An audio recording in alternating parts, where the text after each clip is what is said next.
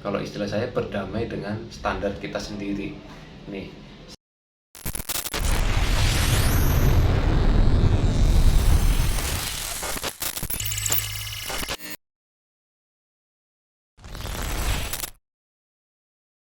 Sobat NC dimanapun kalian berada, tetap disiplin ya menjalankan pola 4P ya, pola makan, pola pikir, pola hidup, kemudian menanamkan kepasrahan kepada Tuhan ya kan.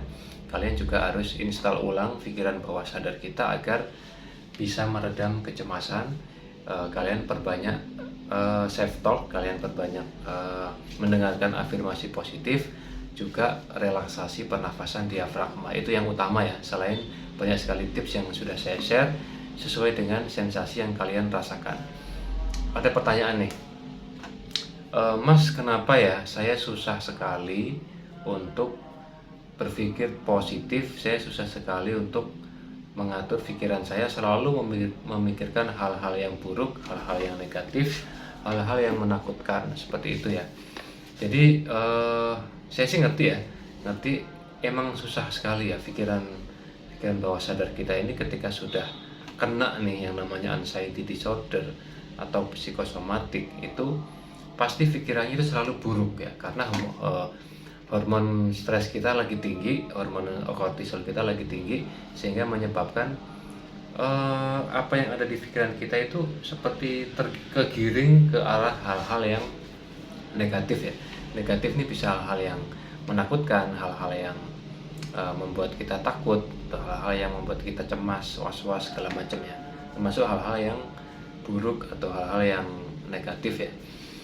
Jadi gini teman-teman ya, yang perlu kita ingat, intinya kalau kita sudah kena penyakit anxiety disorder ini ya, yang luar biasa gokil ini ya, ini penyakit yang sangat gokil. Pokoknya no word ya untuk menggambarkan penyakit 1001 sensasi ini.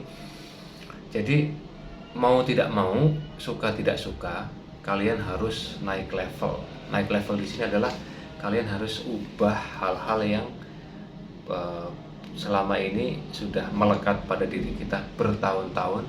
Kalian harus mulai ubah tentang cara kalian untuk menyelesaikan masalah, cara kalian untuk menghadapi segala sesuatu, cara kalian dalam memanage stres kalian ya kan.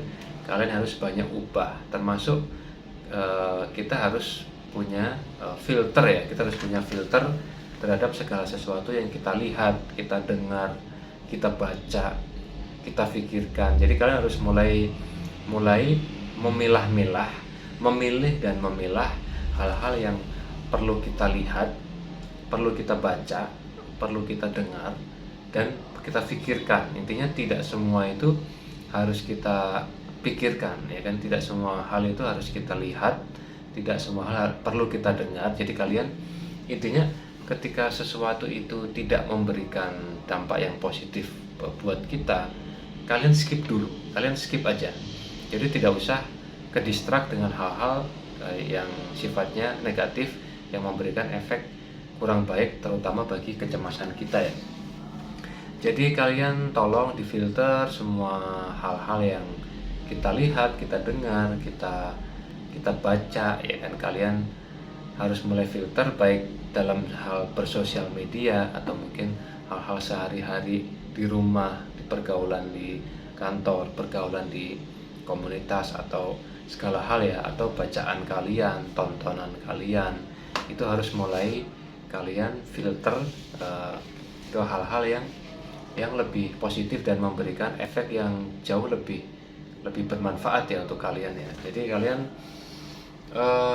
mungkin kalau yang dilihat kita masih bisa mengontrol ya, kalian boleh skip tontonan-tontonan yang memberikan efek buruk ya untuk anxiety kita, misalkan tentang pembahasan tentang penyakit berbahaya atau berita-berita kriminal, atau mungkin sosmed-sosmed yang membuat kalian baper, itu kalian skip dulu, buang dulu, singkirkan. Kalian filter aja, fokus ke menonton video-video motivasi, video-video tentang sembuh GERD anxiety, seperti itu ya, termasuk Sobat NC ya, kalian boleh tonton.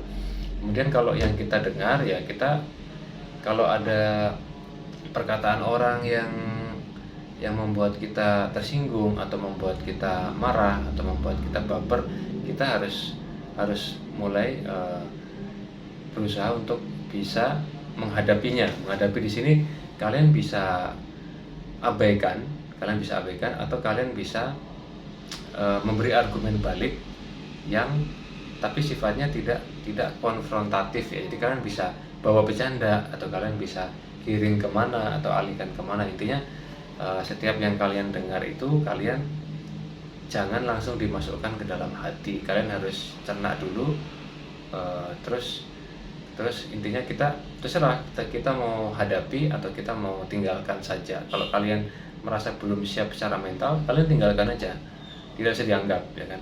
Tapi kalau kalian merasa kuat mental ya kalian bisa tanggapi dengan bercanda atau tanggapi dengan positif ya. Intinya ya kita jangan menanggapi hal yang negatif dengan hal yang negatif juga, nanti akan membuat kita marah, ada energi negatif yang keluar, biasanya akan menyebabkan kambuh ya, sensasinya akan hadir ya kan. Terus kemudian kalau hal yang kita baca ya kalian bisa filter ya, bacaan-bacaan yang menakutkan, yang bikin kalian cemas, bikin kalian paranoid, overthinking, itu kalian skip dulu. Kalian baca-baca aja yang menyenangkan ya, misalkan baca cerita-cerita lucu atau mungkin banyak lah ya novel-novel yang menarik ya, jangan yang sedih-sedih gitu ya. Kalian bisa filter. Nah ini yang paling susah nih, memfilter apa yang kita pikirkan ya kan, itu paling susah. Jadi memang sih kadang-kadang yang namanya manusia itu kan pasti berpikir ya, hidup untuk berpikir. Kalau kita nggak berpikir berarti kita seperti tidak hidup ya kan. Jadi cuman gini, terkadang kita ini terlalu over ya. Jadi apa yang kita pikirkan ini semua hal kita pikirkan ya kan. Kadang-kadang ada hal-hal yang sebenarnya tidak perlu kita pikirkan tapi kita pikirkan. Itu harus mulai diperbaiki. Jadi kalian harus mulai jeli istilahnya menyikapi permasalahan di sekitar kita atau mungkin hal-hal di sekitar kita yang perlu nggak sih aku pikirin ini gitu loh. Jadi ada hal-hal yang sebenarnya itu tidak perlu kita pikirkan sampai berlarut-larut ya. Intinya kadang-kadang ini semua disebabkan karena sifat perfeksionis kita. Misalkan kita berangkat dari orang yang perfeksionis atau orang yang analitis ya, semuanya dianalisa, semuanya diukur, semuanya dinilai ya kan. Atau mungkin kita berangkat dari orang yang emang parnoan ya, kita gampang gugup, apa-apa bikin nervous gitu, gampang grogi seperti itu. Jadi kita harus mulai istilahnya, kalau istilah saya, berdamai dengan standar kita sendiri nih. Standar kita sendiri nih harus kita ajak berdamai. Nggak perlu loh kamu berpikir sejauh itu gitu loh, cukup seperti ini aja. Misalkan contohnya apa ya yang paling gampang ya, misalkan kita seorang pekerja, terus sebenarnya kita bisa memberikan performance kita itu di level 9 misalkan, di level 9 ya kan. Tapi ketika kita rata-rata kolega kita atau teman sejawat kita itu di angka 7 itu sudah bagus ya kan, kita nggak perlu memaksakan untuk sesuai level kita 9 ya. Kita cukup berada di angka minimal 7, misalnya 7,5 atau mungkin 8 ini. Ngerti maksudnya ya? Intinya kita tidak perlu mengikuti standar kita sendiri, sedangkan standar yang sudah ada di sekitar kita itu tidak perlu sejauh itu. Itu salah satu contoh. Terus contoh yang kedua adalah misalkan kita seorang pimpinan di kantor misalkan, atau mungkin kita punya bisnis. Pasti terdapat hal-hal yang sebenarnya di luar jangkauan kita. Misalkan hal-hal yang sebenarnya kita tidak perlu sampai ke situ gitu, hal-hal teknis yang mungkin bukan wilayah kita, tapi ikut kita pikirkan. Misalkan kita melihat orang lain, misalkan OB, misalkan ada OB atau cleaning service, mungkin membersihkan ruangan gitu, mungkin ada yang kurang nih, ada yang kurang, mungkin kurang bersih atau beberapa benda itu tidak rapi ya. Kita akhirnya melihatnya tuh kayak nggak nyaman gitu loh. Ini kok begini ya, ini harusnya seperti ini. Nah, seperti itu kadang-kadang akan membuat kita menderita sendiri karena kita merasa kita harus menormalkan itu gitu loh.